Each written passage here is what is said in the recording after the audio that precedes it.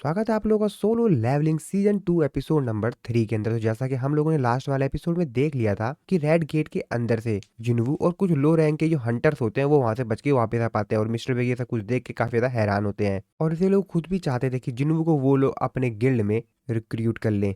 और फिर जिन्वू और हैन और यो जिन ये तीनों के तीनों कहीं पे जा रहे होते हैं और वहीं पे हमारा लास्ट वाला एपिसोड खत्म हो गया था। तो solo leveling season 2 episode number 3 की शुरुआत में उस जगह पे पहुंच जाते हैं जहां पर इनको अगले रेड के लिए जाना है। डंजन के अंदर का सीन देखते हैं जहां पर जिन्वू अपने शैडो सोल्जर्स को यहाँ पे समन कर लेता है और वहां पर जितने भी मॉन्स्टर्स होते हैं उन सभी को उसके शैडो सोल्जर्स खत्म कर रहे होते हैं। और ये सब कुछ देख के योजिन को तो आंखें पूरी खुली की खुली रहती हैं। वो कांप रहा होता है। वो कहता है कि ये सब क्या है। वो जिन्वू से पूछता है कि आखिरकार ये लोग कौन है।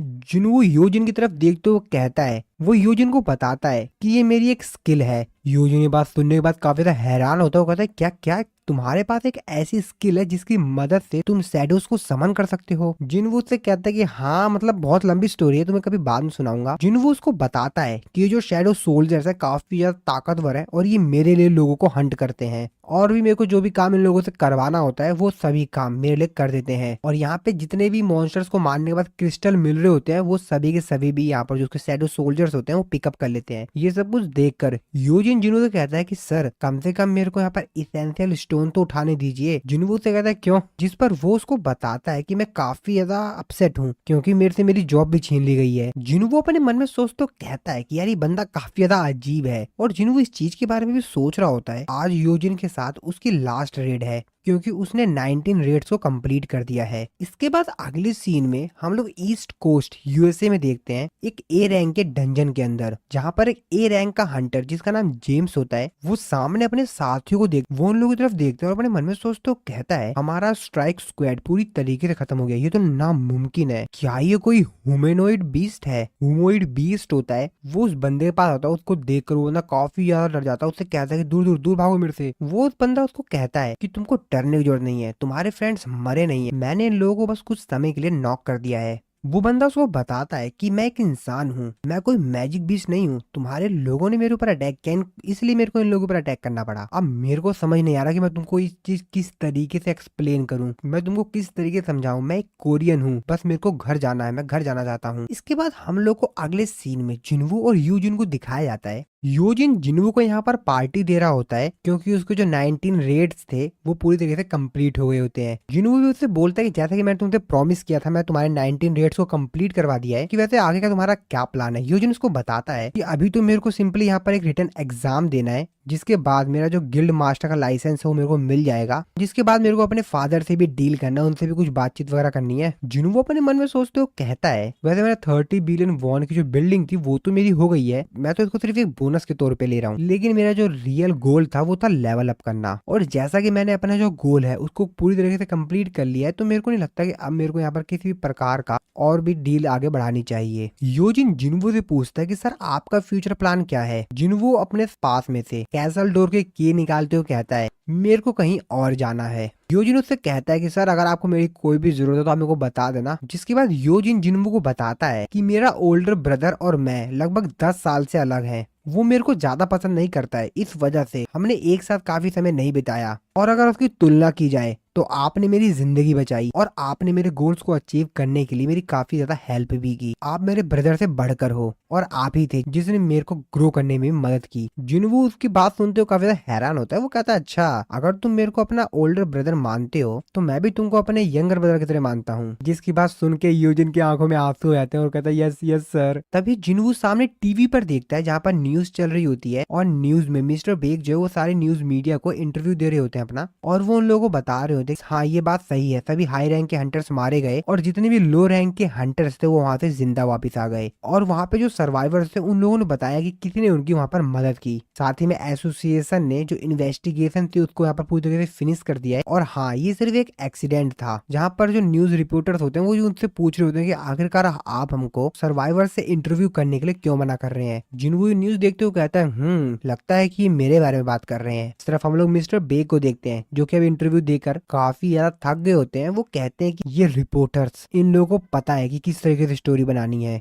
तभी मिस्टर बेग के टेलीफोन पे ब्यूंग गू का फोन आता है। ब्यूंग गू मिस्टर बेग से पूछते हैं कि तुम्हारा सेल फोन बंद क्यों था। वो उनको बताते हैं कि वो रिपोर्टर्स मेरे को परेशान कर रहे थे। जिस पर वो कहते हैं अच्छा वो न्यूज, हाँ वो मैंने न्यूज देखी, मैं भी जापान में हूँ। मिस्टर बेग कहते हैं क्या जापान, आप भी जापान में हो। जिस पर उसको कहते हैं कि वैसे हाँ कुछ भी कहो, तुम कैमरे में काफी ज्यादा बेहतरीन लग रहे थे। मिस्टर बैक उनको कहते हैं अब शुरू मत हो जाना, मैं इस समय मजाक के मूड में नहीं हूँ। जिस पर उसको कहते हैं कि तुमको चिंता करने की जरूरत नहीं है, सब चीजें जल्दी ठीक हो जाएंगी। असल में मैं तुमको एक बहुत बड़ी न्यूज देने वाला हूँ। मिस्टर बैक कहते हैं क्या, जहाँ तक मेरे को लगा आपने अभी कहा था कि आप जापान में हो। जिस पर उसको बताता है कि हाँ कुछ हफ्ते पहले जापान में से किसी ने सीक्रेटली हंटर एसोसिएशन से कांटेक्ट किया था और इसीलिए मैं यहाँ पर चेक करने के लिए आया था। और मेरे को ऐसा लग रहा है कि यहाँ पे जो सिचुएशन है वो बहुत ही ज्यादा खराब है, जितना कि हमने एक्सपेक्ट किया था। और बहुत ही जल्द ये जो न्यूज है वो कोरिया में भी आ जाएगी। मिस्टर बेग कहते हैं क्या किसी ने जापान में से कोरिया के हंटर एसोसिएशन से कांटेक्ट किया, पर किस लिए, क्या रीजन था। जिस पर वो उसको बताता है वो उस इंसान से बात करना चाहता जिसने जेजू आइलैंड के रेड में पार्टिसिपेट किया था। जिसकी बात सुनने के बाद मिस्टर बैग काफी ज्यादा हैरान होते हैं। वो उनसे कहते हैं कि मेरे को अच्छी तरीके से डिटेल में एक्सप्लेन करो। इस पर वो उसको एक्सप्लेन करते हैं और बताते हैं कि जैसा तुमको पता है कि 4 साल पहले एस रैंक का गेट ओपन हुआ था जेजू आइलैंड पर जब हमारा तीनों को तीनों सर्च एंड डिस्ट्रॉय मिशन पूरी तरीके से फेल हो गया था और 4 साल बाद अभी भी वो जगह जहाँ पर अभी भी मॉन्स्टर्स हैं और ऐसा लग रहा है कि उस आइलैंड पे और भी ज्यादा कुछ गड़बड़ हुआ है। जिसपे कहते हैं क्या कुछ गड़बड़ हुआ है। फिर वो बताते हैं कि असल में वो जो आंट्स है वो इतनी ज्यादा कैपेबल हो गई है कि अब वो दूसरे कंट्रीज में भी मिग्रेशन कर रही है, दूसरी कंट्रीज में भी जा रही है और उनमें से काफी सारे जो फ्लाइंग है वो दूसरी जगह पे चली जा रही है। और उन्हीं में से एक जिसके पास विंग्स थी वो जापान में पाई गई और वो लोग इवॉल्व हो रहे हैं काफी ज्यादा तेजी से। अगले सीन में हम लोग जिन्वो को देखते हैं जो कि अपनी सिस्टर से कह रहा होता है कि मेरे को सडनली एक ट्रिप पे जाना पड़ रहा है, तो इसमें मेरे को कुछ हफ्ते लग जाएंगे। जिन्वो की सिस्टर उससे बोलती है कि डियर ब्रदर वैसे आपको गर्लफ्रेंड कब मिल गई। जिन्वो उससे कहता है कि मैं फ्रेंड के साथ जा रहा हूँ। जिन्वो यहाँ पर परेशान हो गया होता है, अपने मन में सोचते हो कहता है कि आखिरकार सब के सब लोग ये सेम चीज क्यों सोच रहे हैं। अगले सीन में हम लोग जिन्वो को देखते हैं जो कि असल में एक डंजन में आया हुआ होता है अपने आप को लेवल अप करने के लिए। जिन्वो सामने डंजन को देखते हुए वो कहता है कि जब मैंने सरबरस को डिफीट किया था, उसको हराया था, तब मेरा लेवल लगभग 20 था और अब तो मेरा लेवल काफी ज्यादा बढ़ चुका है। कैसल की निकालता है जिसकी मदद से जिन्वो उस कैसल के अंदर चला जाता है। जिन्वो एक जगह पे पहुंचता है जिस जगह को देखने के बाद जिन्वो कहता है क्या मैं कहाँ पर हूँ। जिन्वो को यहाँ पर काफी समय हो गया होता है बट यहाँ पे उसको कोई भी मॉन्स्टर नहीं दिखाई दे रहा होता है। तो जिन्वो को यहाँ पर जो क्वेस्ट मिला होता है उसके अंदर जिन्वो को यहाँ पर डेमोन्स के जो सोल है उसको यहाँ पर कलेक्ट करना है। तो जिन्वो को यहाँ पर डेमोन्स को हराना है और उनके जो सोल है उनको कलेक्ट करना है और टोटल जिन्वो को यहाँ पर 10,000 डेमन सोल्स को कलेक्ट करना है। जिसके बाद जिन्वो को यहाँ पर काफी सारे रिवॉर्ड्स भी मिलेंगे। जिन्वो रिवॉर्ड्स को देखते हुए कहता है वैसे रिवॉर्ड्स काफी ज्यादा मस्त लग रहे हैं। जिन्वो इस रिवॉर्ड को लेकर इसलिए भी खुश होता है क्योंकि जिन्वो की जो शॉप होता है उसमें काफी सारे ऐसे आइटम्स हैं जिनकी जो कीमत है वो 10 बिलियन गोल्ड है और अगर जिन्वो इस क्वेस्ट को कंप्लीट कर लेता है तो वो उनमें से किसी भी एक को बड़े ही आसानी से ले सकता है। पर जिन्वो कहता है कि मेरे को ये चीज भी नहीं भूलना चाहिए कि अगर इसके रिवॉर्ड इतने ज्यादा अमेजिंग है तो इसका मतलब ये है कि ये जो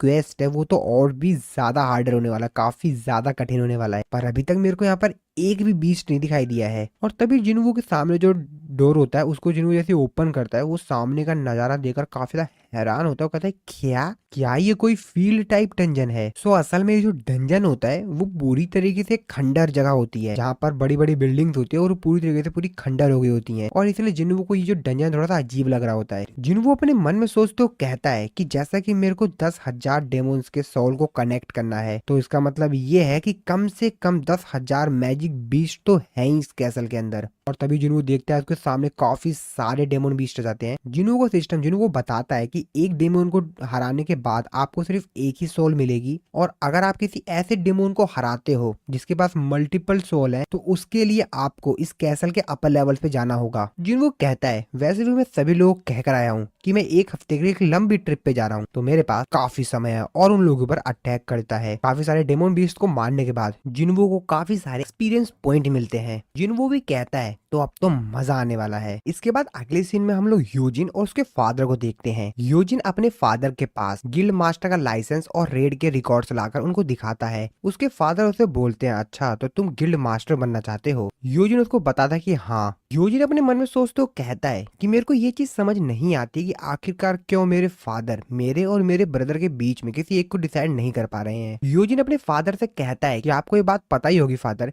कि हम गिल्ड मास्टर की पोजीशन किसी स्ट्रेंजर को नहीं दे सकते हैं। यूजिन के फादर कहते हैं कि बहुत हुआ, मैं तुमको यहाँ पर किसी से मिलाना चाहता हूँ। यूजिन हैरान होते हुए कहता है, क्या किसी से मिलाना चाहते हैं? तो असल में उस स्ट्राइक स्क्वाड का एक मेंबर था जो कि जिन्वू के साथ रेड गेट के अंदर गया हुआ था।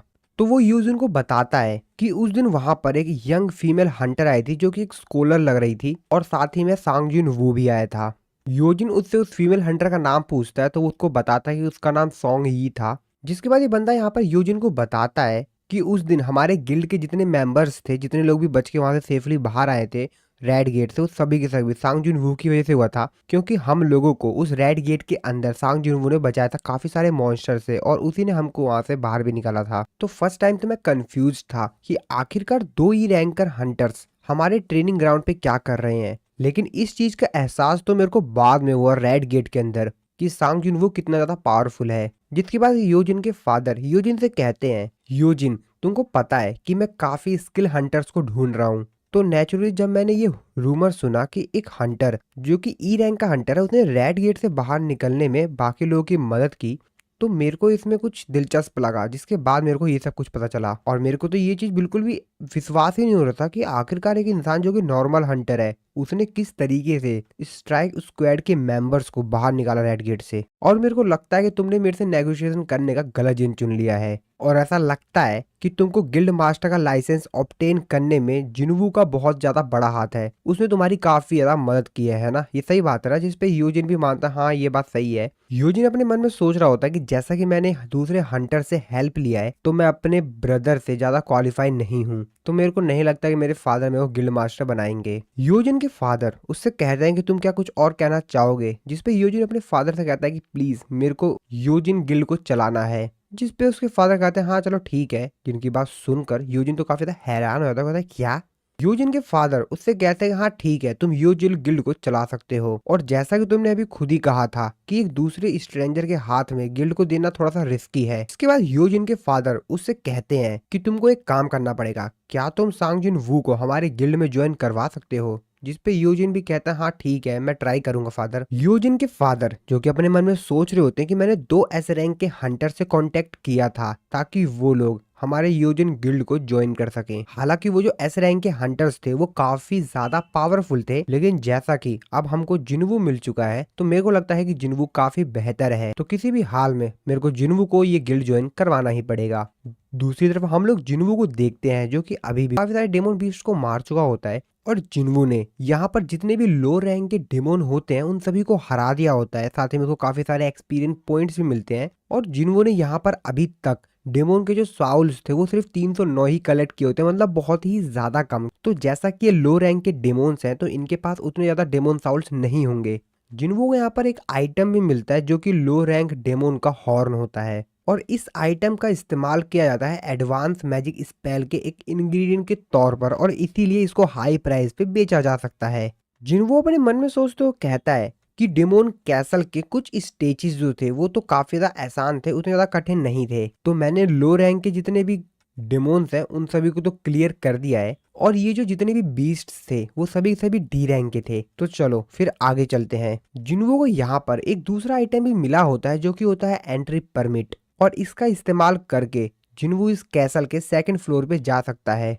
और यहाँ पर एक डिवाइनेशन सर्कल होता है जो कि आपको 2 फ्लोर्स के बीच में इधर से उधर जाने को अलाउ करता है। जिन्वू अपने शैडो सोल्जर को बुलाता है ताकि वो यहाँ पर उसका काम आसान कर सके, और वो ऐसे ही करता है, वहां पर अपने शैडो सोल्जर को बुलाता है। तो जिन्वू ने यहाँ पर आइस बियर का जो लीडर था उसको बुलाता है और उसके ऊपर बैठ जाता है ताकि वो उसको सेकंड फ्लोर पे ले जा सके। लेकिन तभी जिन्वू सामने देखता है तो काफी सारे बीस्ट आ जाते हैं। जिन्वू उन लोगों से कुछ बोल पाता उससे पहले ही वो बीस्ट उसके ऊपर अटैक कर देते हैं। जिन्वू तो काफी ज्यादा डर जाता है कि उसका क्या होगा, लेकिन यहाँ पर जो उसका शैडो सोल्जर होता है आइस बियर का लीडर, वो उल्टा ही उन बीस्ट को काफी ज्यादा तेजी से उठा के पटकता है और काफी ज्यादा वो लोग दूर चले जाते हैं। जिन्वू ये देख के काफी ज्यादा हैरान होता है। वो कहता है कि तुमको अब से मैं टैंक कहूंगा। जिसके बाद जिन्वू उससे कहता है कि डिवाइनेशन सर्कल की तरफ चलो। दूसरी तरफ हम लोग वॉशिंगटन यूएस में the federal bureau of hunters association को देखते हैं। फेडरल ब्यूरो ऑफ हंटर का जो डिप्टी डायरेक्टर होता है वो अपने साथियों से पूछता है कि क्या ये वही है जिसकी तुम लोग बात कर रहे थे, क्या तुमने पता लगाया कि आखिरकार ये कौन है। जिस पर उसको बताया जाता है कि ये कह रहा है कि एक साउथ कोरिया का हंटर है। जिस पे डिप्टी डायरेक्टर उससे बोलता है कि आखिरकार एक कोरियन हंटर यहाँ पर क्या कर रहा है। उसको बताया जाता है कि इसने बताया कि आज से 10 साल पहले ये डंजन के अंदर फंस गया था जब एक गेट क्लोज हो गया था। ये काफी ज्यादा अजीब केस है।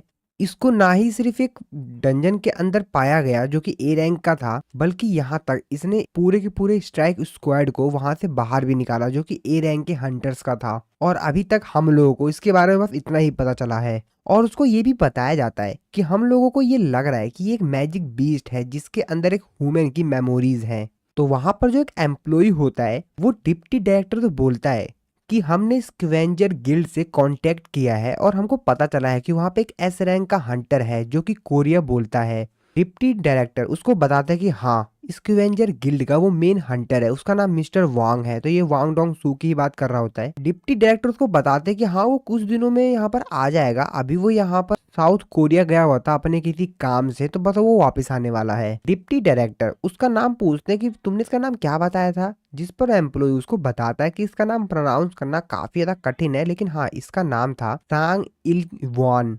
दूसरी तरफ हम लोग जिन्वू को देखते हैं जो कि उसी डेमोन कैसल के अंदर डेमोन्स को क्लियर करके नेक्स्ट फ्लोर पे जा रहा है। जिन्वू हमको बताता है कि हर फ्लोर पे जाने के लिए हमको यहाँ पर एक आइटम चाहिए होगा जो कि है एंट्री परमिट, जो कि रैंडमली कहीं पे भी आ सकता है। बेसिकली जो एंट्री परमिट है उसको हासिल करने के बाद डिवाइनेशन सर्कल का इस्तेमाल करके अगले फ्लोर पर जाया जा सकता है। और जैसा कि इस पे 100 फ्लोर्स हैं, तो इसका मतलब ये है कि यहाँ पर 100 अलग अलग वर्ल्ड हैं। तो जिन्वू एक एक फ्लोर क्लियर करते करते अब फाइनली 27 नंबर के फ्लोर पर आ गया होता है। जिन्वू यहाँ पर काफी तेजी से फ्लोर्स को क्लियर कर रहा होता है और डेमोन्स जितने भी होते हैं उसके सामने आ रहे होते हैं, उन सबको मार रहा होता है।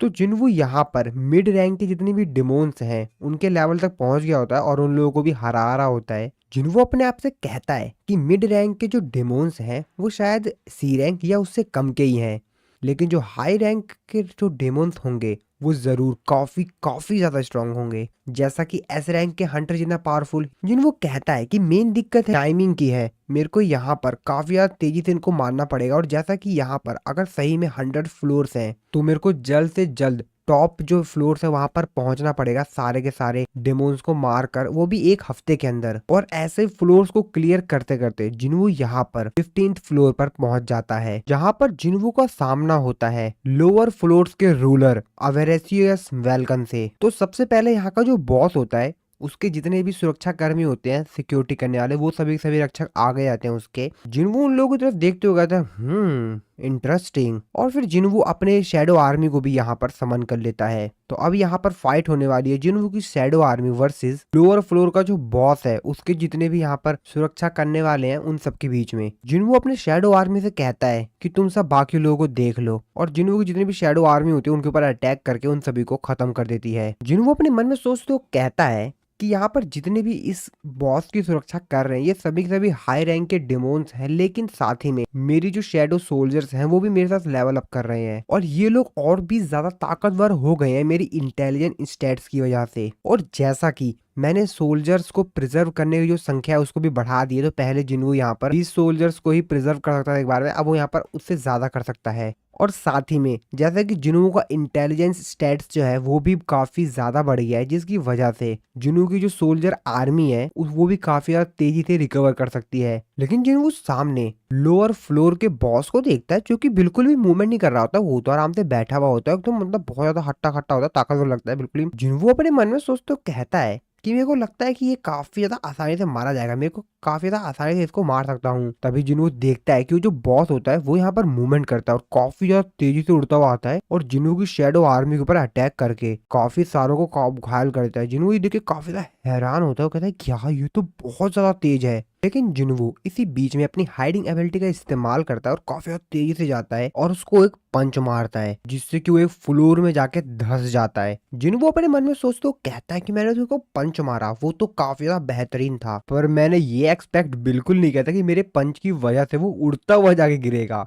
ये तो काफी ज्यादा बेहतरीन था। जिन्वू अपने स्टैट्स को देखता है, जिसको देखने के बाद जिन्वू काफी ज्यादा यार एक्साइटेड हो जाता है, काफी ज्यादा उसको खुशी मिलती है कि उसके जो स्टैट्स हैं वो वैसे हो गए हैं जैसा कि उसको चाहिए था। लेकिन तभी जिन्वू पीछे नोटिस करता है जहां पर उसने डेमोन बॉस को मारा हुआ होता है, वो देखता है कि वो उठ जाता है। जिन्वू का सिस्टम उसको नोटिफिकेशन देके बताता है कि लोअर फ्लोर का जो रूलर है उसने अपनी एक स्किल का इस्तेमाल किया है जो कि है रेज। जिन्वू यहाँ पर उसकी स्किल से काफी ज्यादा हैरान हो जाता है। जिन्वू अपने मन में सोचते कहता है कि इसकी स्किल तो सर्बरस जैसी ही लग रही है जैसे कि सर्वर इस्तेमाल किया करता था। जिसके बाद वो जो बॉस डेमोन होता है वो बहुत ज्यादा गुस्से में जिन्वू के ऊपर अटैक करता है। जिन्वू कहता है कि मेरे को नहीं लगता कि मैं इसके अटैक से बच पाऊंगा, अगर इसने मेरे को डायरेक्ट हिट मारा तो बहुत ज्यादा गलत हो जाएगा। और इसलिए जिन्वू अपने शैडो सोल्जर्स में से आयरन को समन कर लेता है और जिन्वू अपने स्ट्रेंथ स्टैट का इस्तेमाल करके उसके अटैक से तो बच जाता है और काफी ज्यादा तेजी से अपने डैगर से उसके ऊपर अटैक करता है। जिन्वू उसको थोड़ा सा घायल तो कर पाता है, लेकिन यहाँ पर जो डेमोन बॉस होता है वो इस अटैक से भी बच जाता है। जिन्वू अपने मन में सोचते हो कहता है कि मेरे को काफी यहाँ पर सटीक प्रिडिक्शन करनी पड़ेगी, मेरे को कब इसके ऊपर अटैक करना और कब इससे बचना है। जिन्वू फिर से काफी ज्यादा तेजी से मूव करके उसके ऊपर अटैक करने के लिए जाता है, लेकिन वो जिन्वू की जो मूवमेंट होती है उसको पहले ही प्रिडिक्ट कर लेता है और उसके ऊपर अटैक करता है, लेकिन जिन्वू उसके अटैक से बच जाता है। जिन्वू कहता है कि मेरे को काफी ज्यादा सोच समझ के उसके ऊपर अटैक करना पड़ेगा। तभी जिन्वू सामने एक बड़ी सी बिल्डिंग को देखता है जो कि यहाँ पर ब्रेक होकर नीचे गिरने वाली होती है। जिन्वू को दिमाग में एक आइडिया आता है, वो कहता है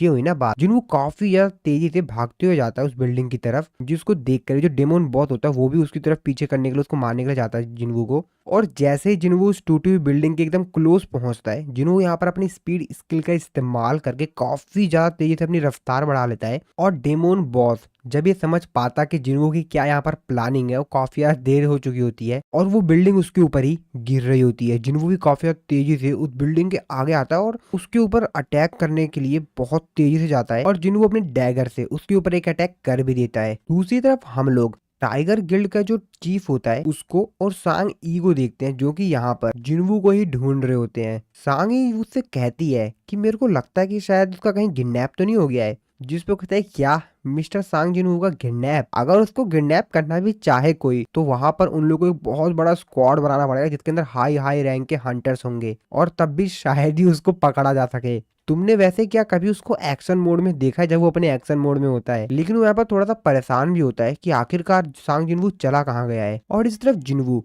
डेमोन कैसल के अंदर उस डेमोन बीस्ट को मार देता है। तो एक्चुअल में जिन्वू ने सबसे पहले तो अपने डैगर से उसके ऊपर अटैक किया और पूरी बिल्डिंग कोलैप करके उसके ऊपर गिर गई और जिसकी वजह से वो हार गया। जिन्वू बताता है कि इस बॉस को मारने के बाद तो काफी ज्यादा बेहतरीन बेहतरीन रिवॉर्ड्स मिले और इन सभी आइटम्स में जिन्वू को एक काफी बेहतरीन आइटम मिला होता है जो कि असल में होता है fragment of the world tree. तो ये एक वुड होता है जिसका इस्तेमाल करके हाई क्वालिटी के मैजिकल टूल को बनाया जाता है। जिन्वू कहता है कि वैसे मेरे को अभी तो इसकी जरूरत है नहीं, लेकिन मैं इस वजह से इसको फेंक भी नहीं सकता हूँ क्योंकि मेरे को कभी ना कभी तो इसकी जरूरत पड़ ही जाएगी। जिन्वू को यहाँ पर जो नेक्स्ट आइटम मिला होता है वो होता है डेमोन मोनार्च का इयरिंग। और जिन्वू की करके जितने भी उसको आइटम्स मिले होते हैं उसको चेक करता है। तभी जिन्वू नोटिस करता है कि यहाँ पर जो उसका शैडो सोल्जर आयरन होता है वहां पर जितने भी डेमोन्स मरे होते हैं उनके हेड को उठा के इकट्ठा कर रहा होता है। जिन्वू उससे कहता है कि क्या तुम इसको रोक सकते हो, ये तुम क्या कर रहे हो? साथ ही में उसका यहाँ पर जो आयरन होता है भाई, उसने यहाँ पर जो बड़ा वाला बॉस डेमोन होता है उसको जिसको जिन्वू ने भी मारा होता है उसको भी घसीट कर यहाँ पर ले आया होता है। जिन्वू ये देख कर तो काफी ज्यादा हैरान हो जाता है। अब जिन्वू इसको कहे भी तो कहे क्या? जिन्वू उससे कहता है कि हाँ वैसे तुमने मेरी हेल्प तो की थी क्योंकि तुमने मेरे को अपनी शील्ड दी थी। तो असल में जब डेमोन बॉस जिन्वू के ऊपर अटैक कर रहा था और उसने आयरन को समन किया था तो आयरन काफी ज्यादा दूर समन हुआ था और जो डेमोन बॉस था वो जिन्वू के एकदम करीब आ गया होता है, इसीलिए आयरन ने जो अपनी शील्ड थी वो जिन्वू को दे दी जिसकी वजह से जिन्वू बच गया था।